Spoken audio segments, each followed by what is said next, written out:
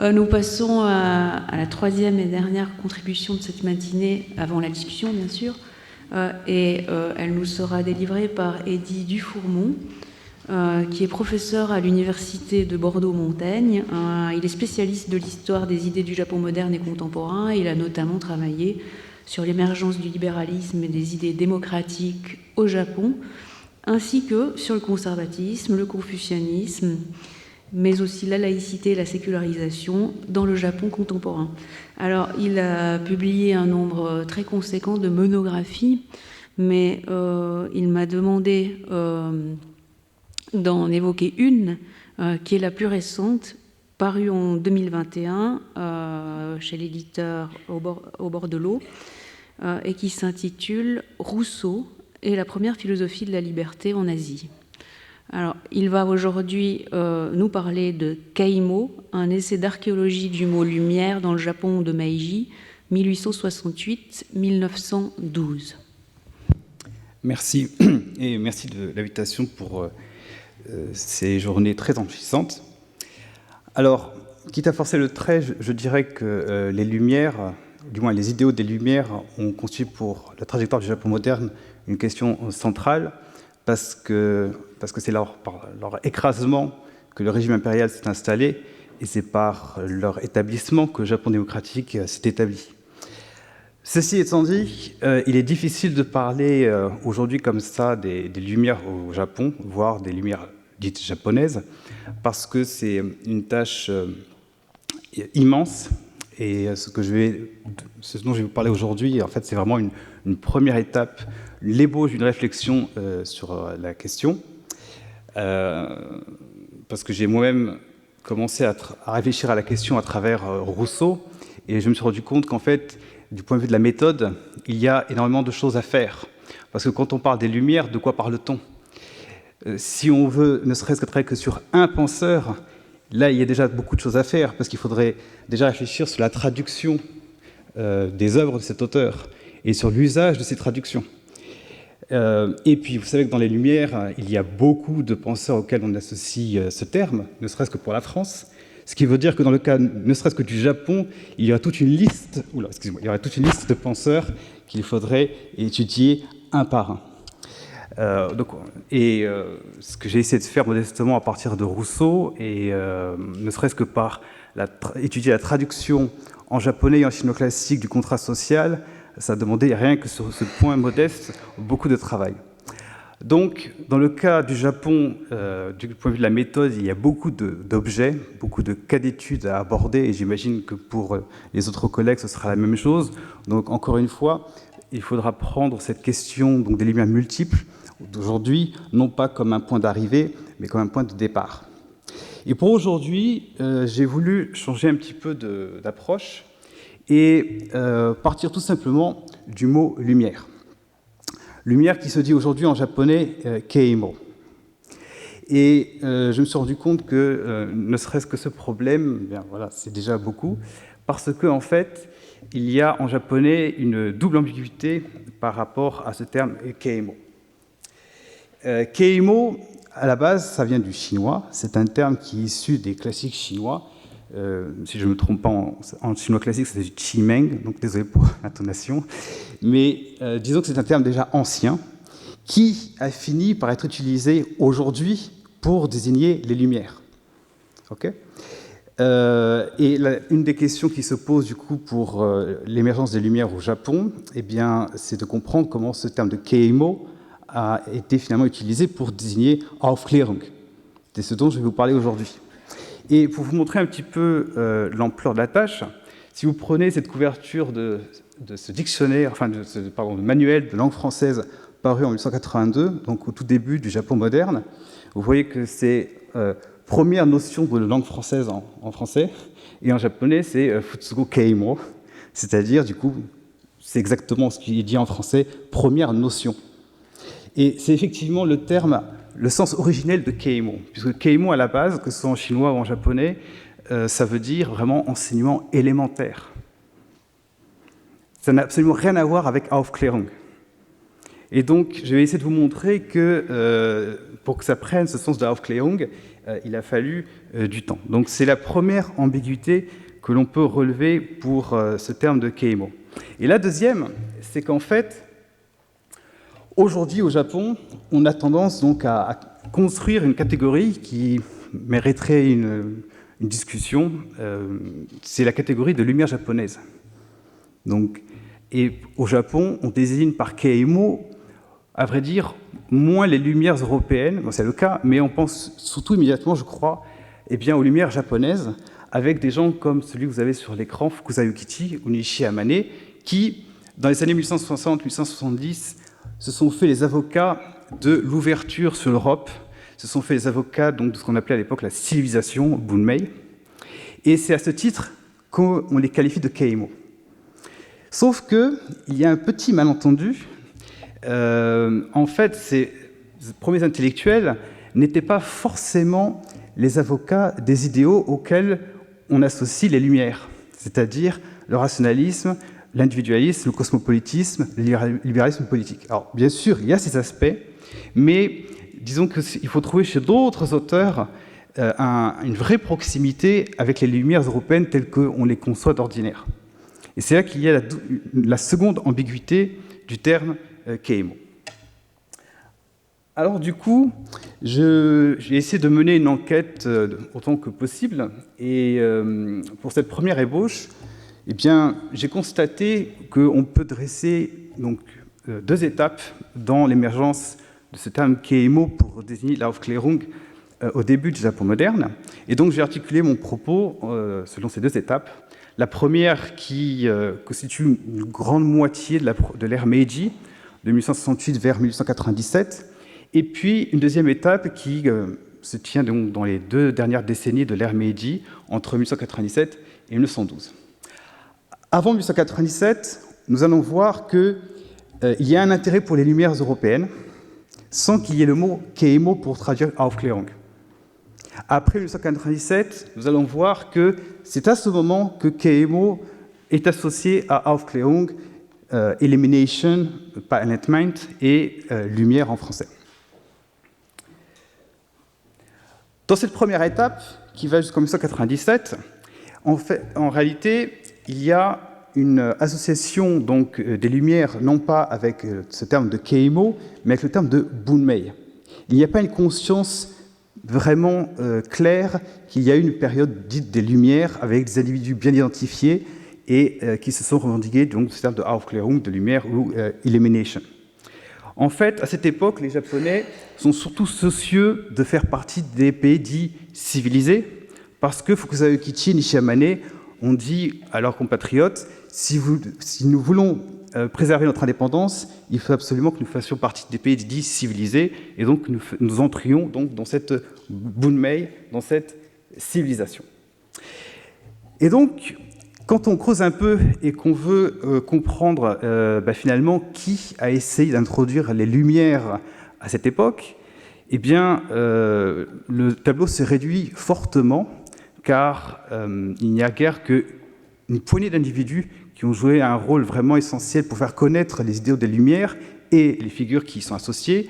Et parmi ces personnes, eh bien, il y a Nakae Chōmin, qui est une des plumes principales du mouvement pour la liberté et les droits du peuple, ce mouvement politique qui a essayé d'implanter la démocratie au Japon avant qu'il devienne un régime impérial. Et c'est lui qui a introduit Rousseau et puis aussi le républicanisme français donc, au Japon. Et Nakae Chōmin, s'il est bien connu pour Rousseau, en réalité, il a fait énormément d'efforts pour faire connaître la philosophie, d'une manière générale, et la pensée du XVIIIe siècle français en particulier, avec des traductions, avec des articles, avec des livres, qui ont permis aux Japonais d'entendre pour la première fois le nom de Montesquieu, le nom de Voltaire, le nom de Rousseau, de Diderot, d'Alembert, et j'en passe. Et pour cela, par exemple, Chōmin a traduit l'histoire de la philosophie d'Alfred Fouillé, qui est un des grands philosophes du régime républicain, enfin de la Troisième République. Sauf que si ces idéaux transparaissent bien en japonais à l'époque, on n'a pas le terme lumière. Et en comparant avec les textes originaux français, à commencer par celui d'Alfred Fouillé, je me suis rendu compte que, en fait, si Tchiomi ne parle pas du terme lumière, c'est qu'il y a une bonne raison, c'est que les Français eux-mêmes ne le font pas. Alfred Fouillé n'utilise jamais la catégorie lumière. Alors, n'étant pas spécialiste ni de la France, ni de l'Amérique, moi je connais que le Japon, donc je suis incapable de vous dire pourquoi Alfred Fouillé ne parle pas de lumière, mais je constate cette absence. Et Tchiomin, qui connaissait très bien le français, a publié aussi un des premiers dictionnaires entre français et japonais, et j'ai essayé d'éplucher aussi les dictionnaires, et il se trouve que dans ce dictionnaire, j'ai trouvé le terme « lumière », mais il n'y a absolument rien qui renvoie en fait aux lumières telles qu'on le conçoit sur le plan philosophique, ni même le terme de keimo, donc ce que vous voyez en fait écrit. Et par contre, dans lumière, on a bunmei, c'est peut-être le seul terme qui se rapprocherait en fait d'Aufklärung, mais nous sommes tout à fait finalement dans le contexte de l'époque. Donc finalement, ce n'est pas si étonnant. Alors bien sûr, j'ai tenté de jeter un coup d'œil à d'autres dictionnaires, parce que je me suis dit, bon, s'il n'y a pas le terme lumière français, peut-être que nous avons Aufklärung, peut-être que nous avons Enlightenment, quelque part.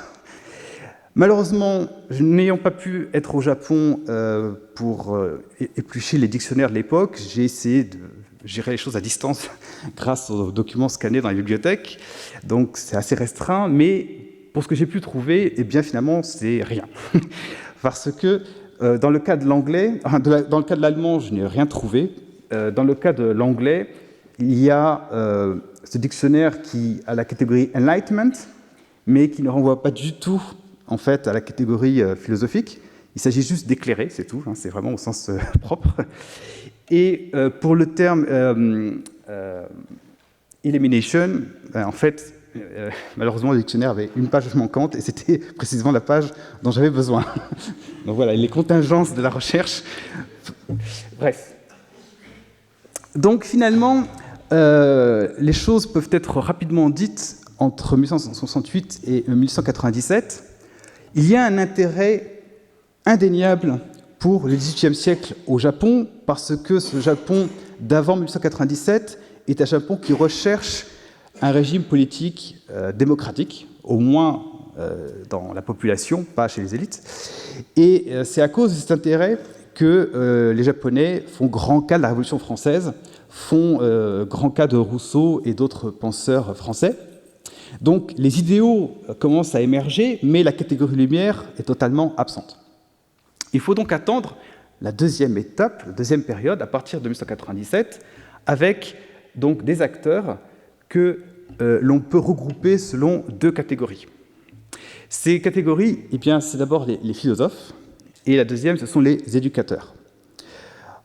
En 1897, nous avons une sorte de deuxième génération disons, d'intellectuels au sens le plus large, qui émergent. Et ce sont des gens qui, pour la plupart, ont étudié dans les départements donc, de philosophie, enfin, le département donc, des universités qui viennent d'être établis, donc, avec vraiment le savoir moderne comme en Europe.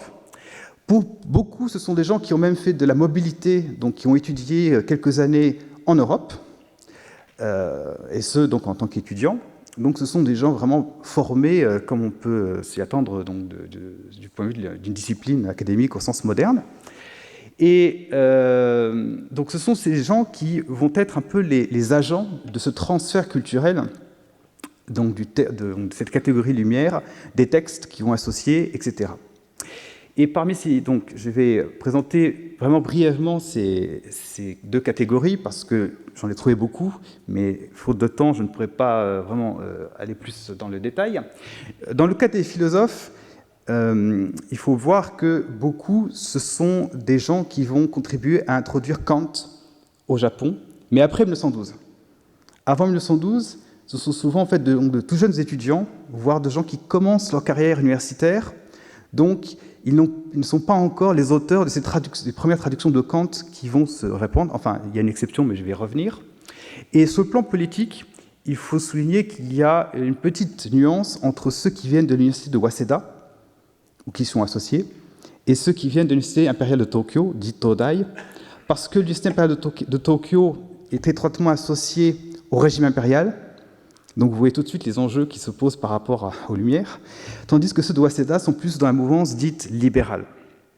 Pour ce qui est des éducateurs, là c'est encore autre chose, parce que les dernières années de Meiji, en fait, voient un engouement pour le thème de l'éducation, qui s'inscrit totalement dans ce qu'on appelle généralement dans la japonologie la démocratie de Taisho. Bon, je passe un petit peu le détail.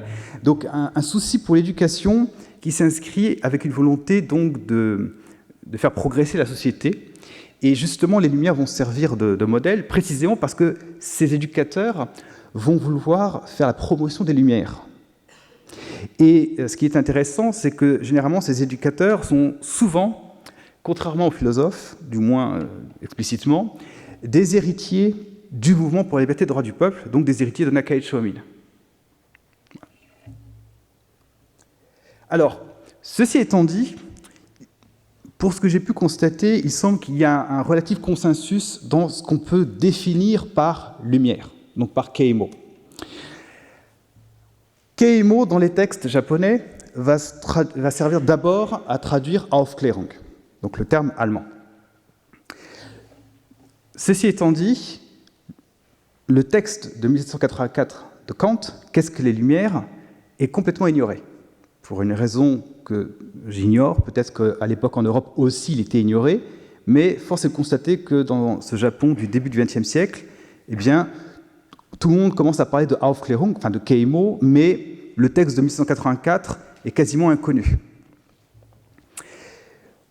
Keimo sert également à traduire Illumination et ne sert jamais à traduire Enlightenment. Alors il semble qu'à l'époque, pour dire lumière en anglais, on disait Illumination et pas Enlightenment, donc là, si vous pouvez m'éclairer moi-même, ça m'aiderait. Tandis que pour le terme français, donc lumière, il sert parfois, Keimo, donc à traduire ce terme, et parfois on trouve le terme français libre pensée, donc pour dire que c'est vraiment assez restreint. Ensuite, quand on parle de lumière, il y a toute une narration, hein, une trajectoire historique qui se dessine, et force est de constater qu'au Japon, à l'époque, eh bien, de manière assez récurrente, le tableau est assez simple. Les Lumières apparaissent en Angleterre, puis se transmettent en France, puis se transmettent en Allemagne. Parfois, c'est la France-Angleterre en même temps, mais après, c'est l'Allemagne qui récupère le flambeau, si je puis dire. Parfois, on utilise un lien avec la Grèce, donc on utilise le terme de Aufklärung par rapport à la Grèce antique. Et sur ce plan, le rôle de Kuno Fischer n'est pas négligeable, parce qu'il est souvent cité. Donc, pour dire que ces gens qui ont été formés en Europe ou à l'ère européenne étaient conscients des récits historiques européens. Et pour ce qui est des caractéristiques, donc les termes associés aux termes donc, de lumière, eh bien, on a l'emphase sur la raison, le rationalisme, sur les sciences, avec souvent donc, la critique des religions qui a marqué et qui a été mise en avant par ceux qui présentent les Lumières au Japon.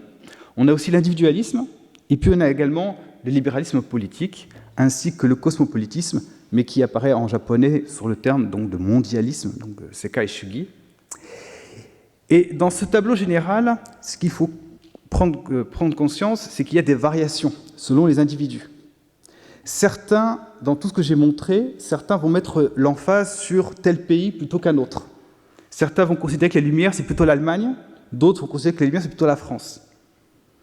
D'autres vont mettre l'accent sur un penseur et oublier les autres.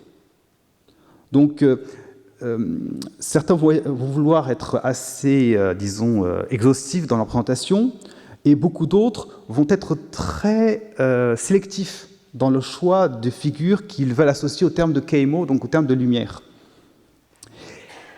De même que dans la présentation de manière générale, certains vont être très détaillés, et donc ils vont largement servir leurs contemporains à comprendre ce que c'est que ce terme donc, de lumière, donc de Keimo, tandis que d'autres vont être assez superficiels et vont éventuellement donner des caractéristiques sans forcément donner une liste de penseurs. Et bien entendu, dans tout ce tableau, vous aurez compris que dans ce Japon du début du XXe siècle, finalement, les Lumières, c'est d'abord l'Europe. Et quand on dit l'Europe, c'est 3 pays. Donc tout ce qui est en dehors de ces 3 pays à cette époque en tout cas, n'existe pas. Donc désolé pour le Mexique, désolé pour les États-Unis, mais les Japonais du début du XXe siècle étaient totalement, visiblement, ignorants que les Lumières aient existé ailleurs que dans ces 3 pays d'Europe de l'Ouest. Alors, comme je l'ai dit, j'ai trouvé beaucoup de cas d'études possibles, mais je vais m'en tenir à 3 exemples qui me semblent plutôt représentatifs de ce dont je veux vous parler aujourd'hui. Je vais commencer par un philosophe qui n'est pas n'importe lequel, c'est Ōnishi Hajime. Ce n'est pas n'importe lequel parce que c'est le premier à avoir traduit Kant au Japon. Il a traduit la critique de la raison pure. Mais attention, je ne dis pas que c'est le premier à faire connaître Kant. Nuance. C'est le premier à avoir traduit une œuvre de Kant. Il sera suivi par beaucoup d'autres. Et malheureusement pour lui, il meurt en 1900, donc à un âge précoce. Mais il faut voir que c'est vraiment un précurseur donc, du développement de la philosophie au Japon. Et la chance pour moi, c'est qu'il a été aussi du coup, le premier à avoir voulu faire connaître les Lumières. Et force est de constater que beaucoup plus que d'autres qui lui ont succédé, qui ont publié après lui, après sa mort, il a été beaucoup plus complet dans cette présentation. Parce qu'il a voulu dresser un tableau historique donc, des Lumières, et il a essayé de donner sa place, non pas seulement à Kant, dont il fait grand cas, mais ça c'est normal, parce que c'est lui qui l'a traduit, mais aussi aux Lumières françaises. Et il établit tout à fait un lien très clair entre Kant et Rousseau, par exemple, ce qui n'est pas le cas de d'autres. Et ce qui est intéressant aussi, c'est qu'il a aussi sa propre réflexion sur ce que sont les Lumières, et il est l'un des tout premiers, en 1897, à associer au terme de Lumière ses prédécesseurs que sont Fukuzawa Kichi et Nishi Amane. Donc, avec une intention donc, de considérer ces Lumières comme un mouvement intellectuel qui finalement ne va pas forcément se circonscrire à ces 3 pays d'Europe de l'Ouest, mais peuvent inclure également le Japon.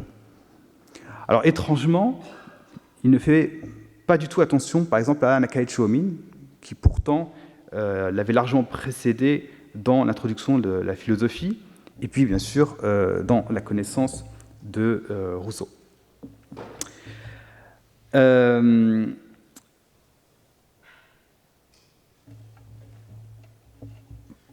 Donc, quand je dis que les Lumières, c'est Kant aux yeux de Ōnishi Hajime, c'est parce qu'il fait grand cas de Kant, il accorde beaucoup plus d'espace à Kant qu'aux Lumières françaises, et les Lumières françaises qu'il a tendance à réduire en fait au matérialisme et à l'athéisme, à cause de la critique des religions.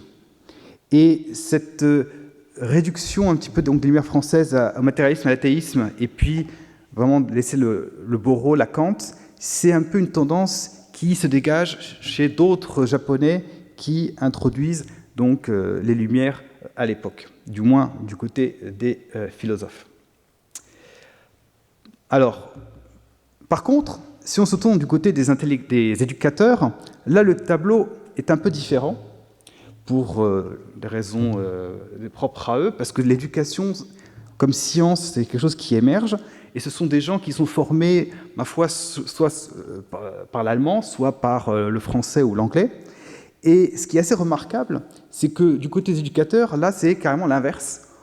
On connaît le rôle de Kant, mais on préfère donner le beau rôle aux Français. Alors après, quelques petites variations. Par exemple, si vous prenez ce personnage qui est Yoshida Kumaji, qui est l'un des premiers à penser l'éducation comme, disons, discipline scientifique, si on peut dire.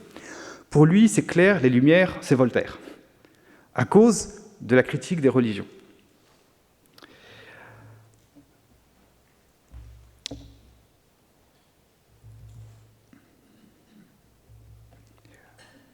Ce qui ne va pas l'empêcher, bien évidemment, de mentionner l'Aufklärung, etc.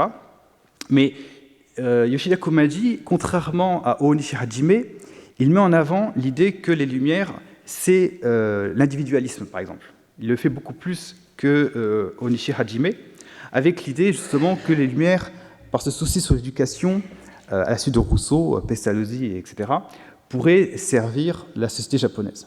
L'ironie, c'est que ce personnage-là qui meurt en 1964, va être l'un des auteurs du principal texte du Japon fasciste dans les années 1930, qui va étouffer les Lumières. Bon, pourquoi? Ça, c'est une autre histoire, mais il fallait quand même le dire.